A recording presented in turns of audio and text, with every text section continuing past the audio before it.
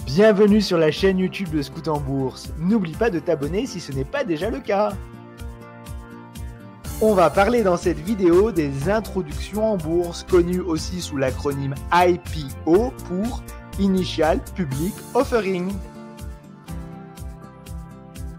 Les introductions en bourse sont très souvent largement médiatisées, ce qui permet notamment à beaucoup d'investisseurs particuliers de découvrir la bourse. Beaucoup vont s'intéresser à la bourse parce qu'ils ont entendu parler de l'introduction en bourse de Facebook ou de la Française des Jeux par exemple. L'objectif premier pour une entreprise d'être introduite en bourse, c'est pour se développer bien sûr.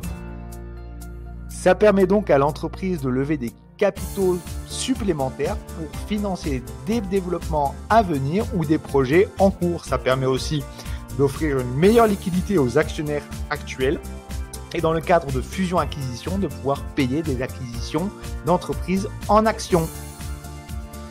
Ça permet aussi à l'entreprise de gagner en notoriété et en crédibilité. Très souvent, comme je le disais, les opérations d'introduction en bourse sont très largement médiatisées.